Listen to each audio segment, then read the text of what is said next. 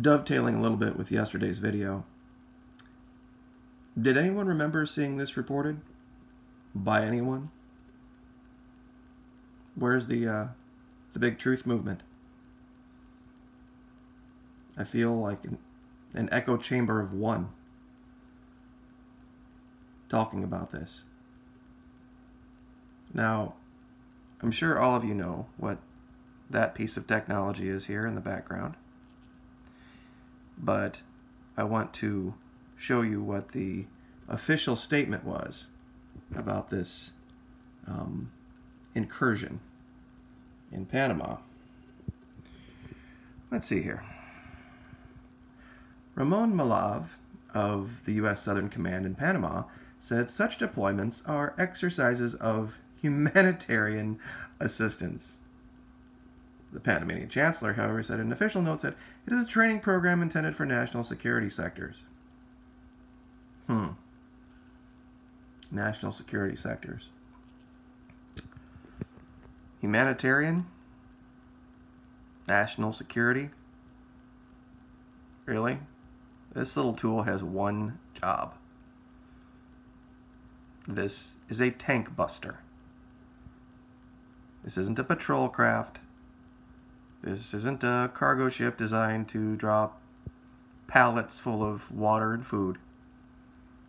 This thing has one job. And I just find it odd that this was going on at the same time. I wonder what all this could mean, all of this confusing,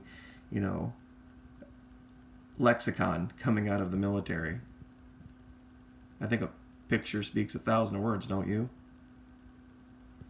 Now, a lot of you have, I shouldn't say a lot of you, a few of you, have come to the channel and called me different things, anti-American and a traitor and all this other good stuff, just because I'm not saying that the U.S. is just going to have this experience down there where they're going to run into 400 or 500 guys in the middle of the desert with one tennis shoe and mismatched uniforms and hungry and starving and holding up their weapons and surrendering in place like they did in Iraq.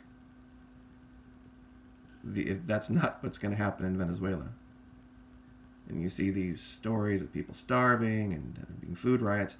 The reason that they're starving and there's food riots is, well, A, U.S. sanctions, and B, the military gets fed first. And the wealthy get fed first. That's the story they're not telling you. Their military is just fine.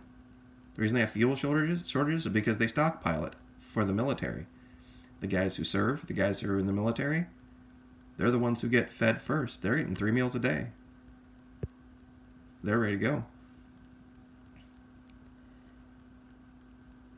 Now, yesterday, we talked about all of the countries that had signed on to the coalition against the Islamic State.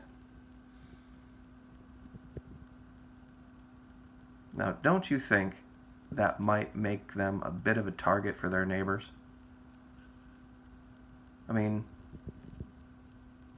nobody in South America, Mexico, Central America, the only country, Panama, that signed on to that coalition against ISIS, and very strangely enough, we have now A-10s doing maneuvers in Panama. Don't get me wrong, A-10s are bad. They are bad, bad, bad pieces of equipment. You don't want to see one coming at you. But the problem with trying to use that tool down there is that it's jungle. Tanks are very easy to kill out on desert roads. They're easy to kill in cities. But you put these things under jungle cover, it won't be a problem of killing them when you find them. But that'll be the problem, finding them. These guys down here aren't some backward bunch of hicks with no training.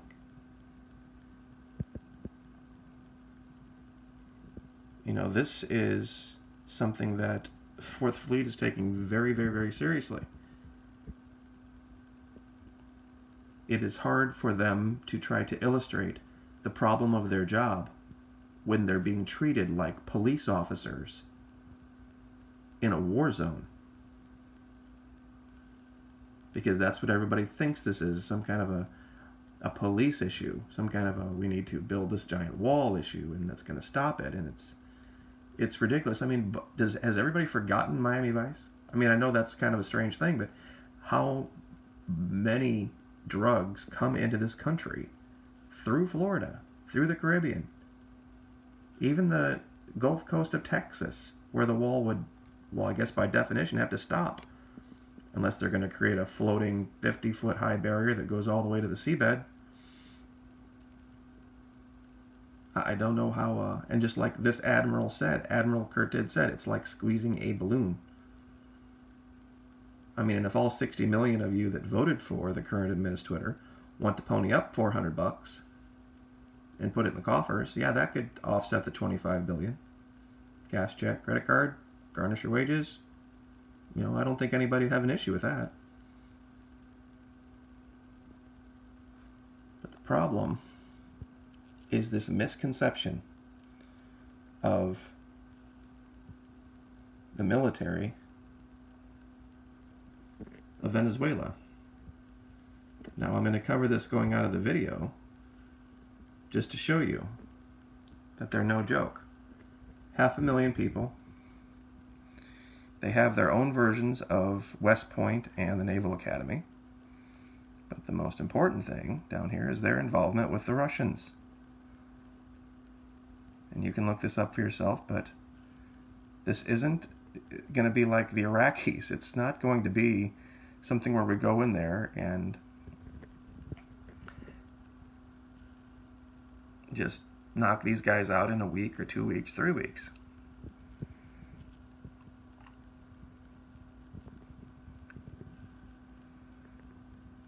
$60,000 personnel, 12,000 Marines, 600 pilots. This is what they fly. They have National Guard, National Militia.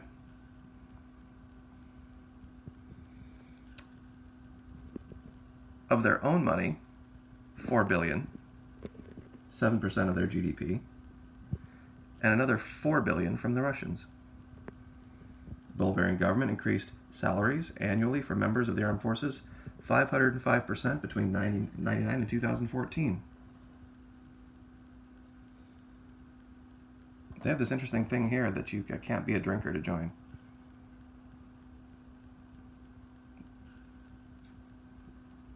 But it gets better. These are all their schools.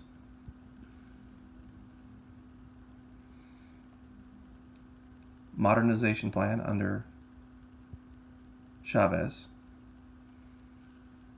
But there's some interesting information down here that I think a lot of you wouldn't have known.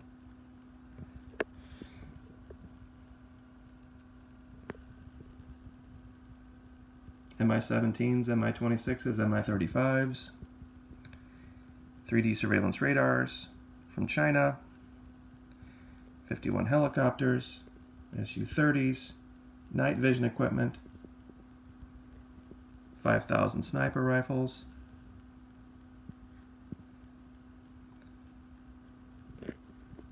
submarines. I mean, it goes on and on and on. I mean, don't believe all this MSM crap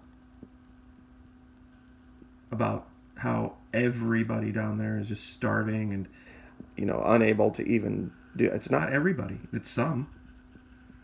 It's quite a few, actually, but not the military.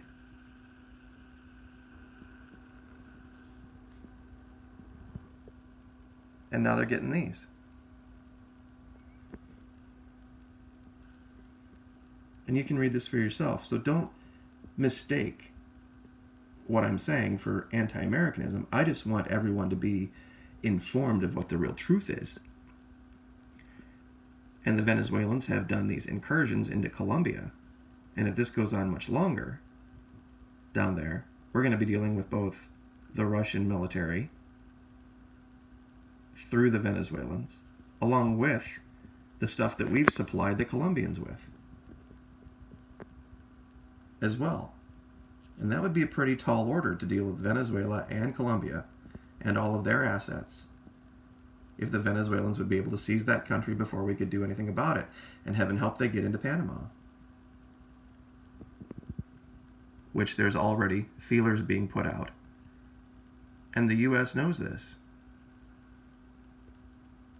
But yet everyone still wants to talk about Syria. And I wouldn't be surprised one bit if perhaps this recent announcement by the president wanting to be out of Syria might have